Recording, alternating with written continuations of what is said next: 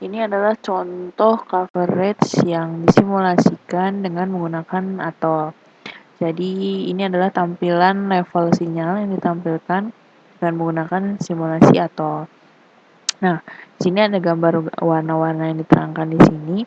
Jadi kalau di sini range RSRP 0 sampai minus 60 itu berarti ditunjukkan dengan warna biru, kemudian minus 60 sampai minus 70 ditunjukkan dengan warna hijau, begitu seterusnya.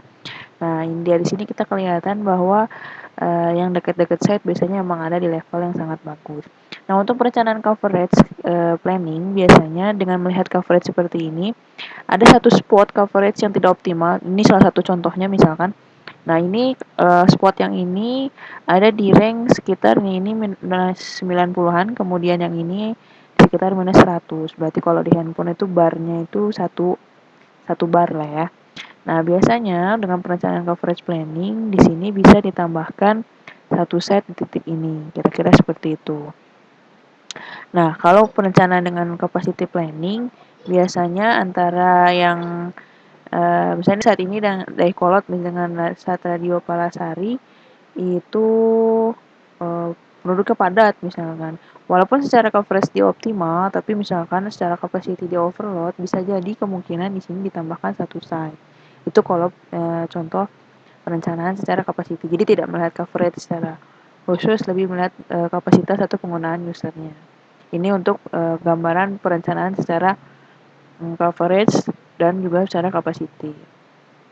Selanjutnya, di sini ada gambaran juga untuk parameter planningnya. Jadi ini contoh parameter planning untuk 3G. Jadi misalnya ada satu site. Nah, ini misalkan, ini site-site ini ada satu site misalkan site-nya adalah site name-nya adalah Mekarjaya Cianjur. Nah, saat ini satu site untuk bisa berdiri itu harus disetting atau direncanakan yang namanya parameter planning. Parameter planning misalkan apa aja, di sini ada RNC-nya, dia masuk RNC mana, kemudian perencanaan sel ID-nya seperti apa, sel name juga seperti apa. Nah, ini biasanya masuk dalam aturan dari setiap operator, karena tiap operator beda-beda. Nah, operator yang dipakai di sini adalah operator XL. Kemudian RAK-nya, LAK-nya, URA, sekiranya bin code-nya, RNC ID, MC, NNC, nah itu setting set. Nah, ini yang dimaksud dengan setting parameter atau parameter planning. Jadi sebelum site itu berdiri, sebelum site itu dinyalakan, ada beberapa parameter yang memang harus dibuat perencanaannya.